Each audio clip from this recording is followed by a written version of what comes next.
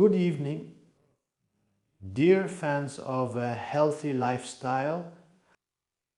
Enjoy your meal, everyone who's eating. Today it's time to address the issue that concerns people who love to stretch their muscles. The thing is, there is a rather serious danger when stretching certain muscles, and under no circumstances should you stretch them. There are such muscles nowadays, can you imagine? But even so, when you stretch these muscles, and by stretching I mean doing stretching exercises, because you are trying to make them longer than they are. And stretching these muscles leads to unfortunate consequences. And in the long run, it causes even more pain, discomfort, and various disorders such as intervertebral disc injuries, the development of disc bulges and herniated discs, the development of arthritis in the joints between the vertebrae, and other consequences. First of all, today we will learn about 3 muscles that you should never stretch. You shouldn't even think about stretching them. Even the thought of stretching them is harmful. So, friends, the first group of muscles that most people constantly try to stretch, especially those who spend a lot of time sitting or with their head tilted forward, are the muscles at the back of the neck. What is this group of muscles? This group of muscles is known as the long extensor muscles of the neck. It includes several muscles with different points of origin and insertion. It includes the splenius capitis muscle, the splenius cervicis muscle, the longissimus cervicis, longissimus thoracis, and longissimus capitis. There are many of them. For you, it will be enough to know that right here on the back surface of the neck, even part of the trapezius is involved here. A group of muscles that starts from the 5th and 6th thoracic vertebrae and ends at the occipital bone. And here, all this back surface is covered by muscles that in modern humans are thinning more and more every day. Just like snow melts now under the heat of the spring sun and streams start to flow. In the same way, with every second, the volume of the neck extensors is also relentlessly decreasing, unfortunately for all of us. For you, not for me, because I do what needs to be done. And now you will do it together with me as well.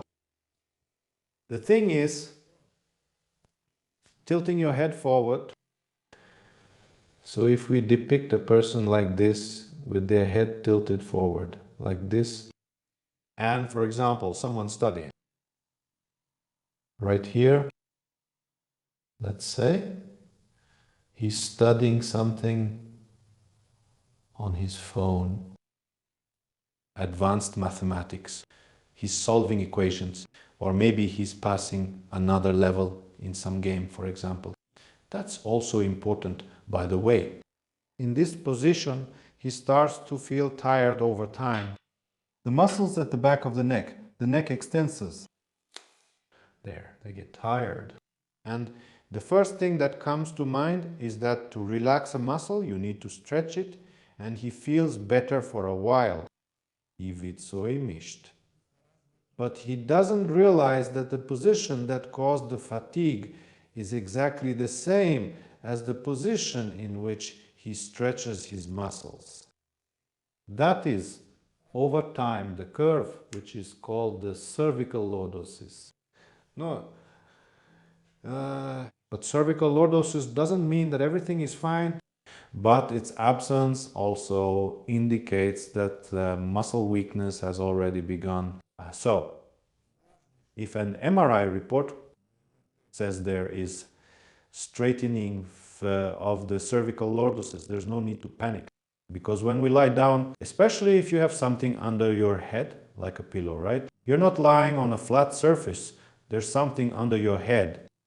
So it will naturally straighten out. So when your head tilts forward, it automatically bends. So a straightened lordosis is just the bending of the neck. It's also called straightened lordosis. And when we look up at the sky like this, with your nose pointed up there at the moon, for example, or at the Cassiopeia star, or at the constellation Canis Major, for instance, you're looking up, or you're just looking at a spider web on the ceiling. In this position, you're actually extending. Well, that is, the neck can be in a position of flexion or extension, but gradually, for such a person, the flexed position becomes habitual. Even when he looks straight ahead, over time, his neck remains in a flexed position. The rest of the torso becomes kind of worm-like, yes, like a worm. It's all because of your internet, all of this. Got it. And besides, that's why you need to read books. You need to study classical literature, War and Peace. Who has read it? I haven't read it, but it's very useful. In general, that's when pathological desire to stretch arises. But at this moment, because the muscles themselves are very weak, the stretching affects not only them, not just them, to put it more accurately even. And there is also stretching of the ligaments right here.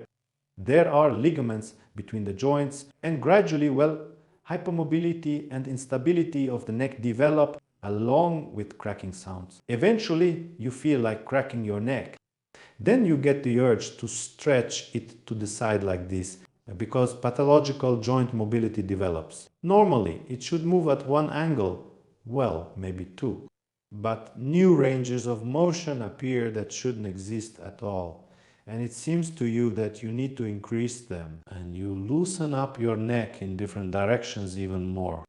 But at the same time, some of the vertebrae remain completely immobile. Some move excessively. First, that is what you've already understood. Yes, this is the stretch here. When we've been in a position for a long time, sitting and looking down, you shouldn't stretch your neck like this, pushing your neck forward, like this. Stretching like that is forbidden from now on. First. Second, what else do people often think they need to stretch? Not just for accountants, let's say, or office workers, but even for fitness enthusiasts. For those who decided to dedicate their lives to wellness, to a healthy lifestyle, and let's say yoga pilots, all of that as well. That is, a lot of attention is paid to stretching the muscles on the back of the thigh. What exactly is being stretched there? If we take a close look at what we have on the back of the thigh, we'll find, you could say, two groups of muscles. There's the biceps femoris, the outer group, and two muscles, the semitendinosus and semimembranosus, and part of the adductor muscle. There are several of them here. That is, the adductor muscle group is also located inside here. And the thing is, all of this is also unevenly developed. It often happens that the biceps femoris is significantly smaller in volume compared to the semitendinosus and semimembranosus muscles, which are located closer to the inner part. The peculiarity here is that the sciatic nerve runs between all these muscles, which is prone to compression, which can occur not only at the level of the piriformis muscle, but also here, at the level of the thigh muscles themselves. This muscle group is known as the hip extensors. And if you start stretching them, but at the same time your sciatic nerve is being compressed even just a little bit by the piriformis muscle, this can cause a hip extensor injury. Therefore, before stretching the back of the thigh, there is a test like this that will tell you whether you even need to stretch, whether these muscles are shortened or if they are tense on purpose, so that it specifically prevents you from making this movement. By being tense, they limit your movement and prevent you from injuring the sciatic nerve. An injury to the sciatic nerve is not just pain. Pain is one thing, you can tolerate pain. It also leads to weakness in the foot, and whether you tolerate it or not, if the nerve is injured, that's it. The foot won't move. Weakness in the legs will develop over time. What should you do? Look, here's a test. Then you try to lean forward, measure roughly the range of motion, but you can, for example, by how you, to what a level you can reach, for example, to along your shin or just like this forward, for example, yes. See about how long it takes before you start to feel tension either in the back of your thigh or around your knee or in your back. First, then you pull in your stomach, tense it a little so it stays in that position, and with your stomach pulled in, try to do the same thing and see if your range of motion is different.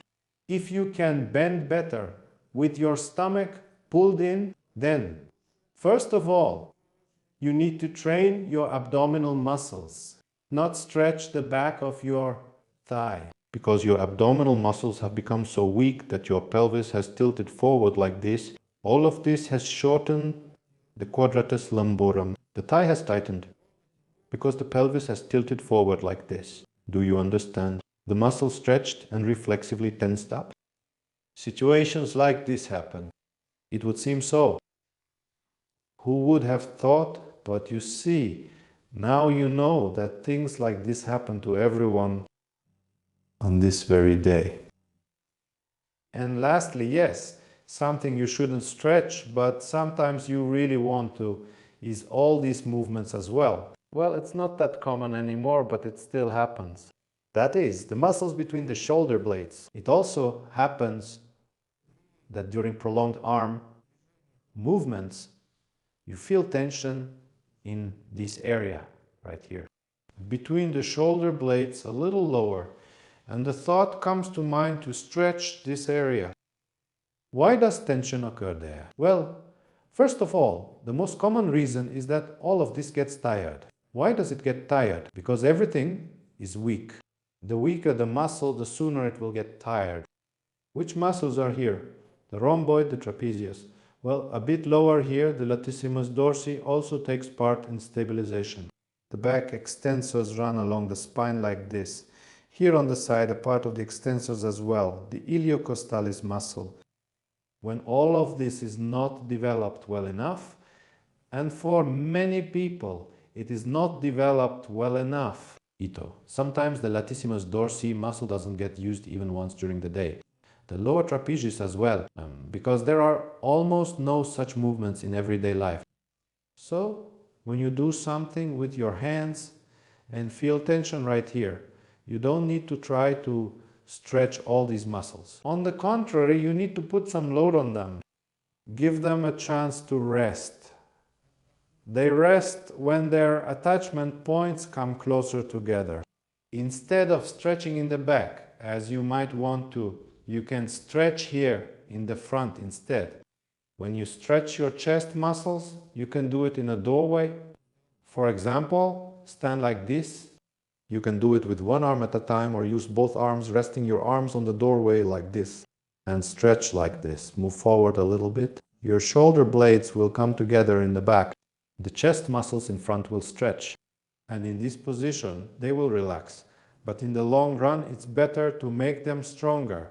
How do you make them stronger? Various exercises for bringing the shoulder blades together. Also do exercises pulling the resistance band toward you while squeezing your shoulder blades together. And thus there are three muscle groups that should never be stretched under any circumstances. The back of the thigh. Well, there are some nuances. You can stretch it, but you need to check first, is there anything else you can do? So what should you do? What can replace stretching? It's best to replace stretching if you have these kinds of problems with self-massage. Take a massage ball, for example. You can use a tennis ball. Nowadays there are special balls made for massage. Not muscles, but balls. Place them. Find the painful spots. Put the ball between the wall, for example, and the painful spot on your muscle, press, hold, move side to side, then relax. Because the muscle is rarely all painful. Usually there are some specific tense areas, those are the ones you relax. The same goes for the back of the thigh. Take a ball, start by holding it in your hand. Sit down on a chair somewhere. Place it between the back of your thigh and the surface of the chair or table. And in this way, by moving your leg from side to side, you work it out. Move higher up. There will be areas that are more painful and areas that are less painful. You need to find them and eliminate them. How do you eliminate them? You find a painful spot and press on it. You don't need to press too hard, not with all your strength. Just enough so that hurts a lot. Once you find it, hold it. Divide your thigh into 3 parts, the middle, the outer part, and the inner part. And go over all these points. Find out what hurts and what doesn't. It's the same between your shoulder blades. It's most convenient to do this near a wall. Place the ball between your back and the wall like this, but move it from side to side as well, like this. Carefully work through everything. How do you relieve your neck when it gets tired? You take a roll, for example. I'll show you right now. Immediately. Hop, for example, from a towel. That's what turned out differently. Anything at all. You make some kind of roll like this. Oh, not high enough. Well, it's better to make it bigger. A roll like this. It's better if it's bigger like this. So you just need to spend some time in the opposite position from the one you've been in for a long time. Put it under your neck like this. There. And just lie like this. It's just so that the curve in your neck comes back a little bit. And that's it. Just lie down and relax. And gradually these muscles will start to relax. But also, when you work on all these areas with the ball, it will be good for your neck as well. Because the neck extensors, they all start from here, from the thoracic region. Well, my friends, if you now want to know which muscles you need to stretch first, let us know in the comments. Write it. I'm interested, like this. And then I'll know you're interested, and will also study this question with you in detail. Until next time.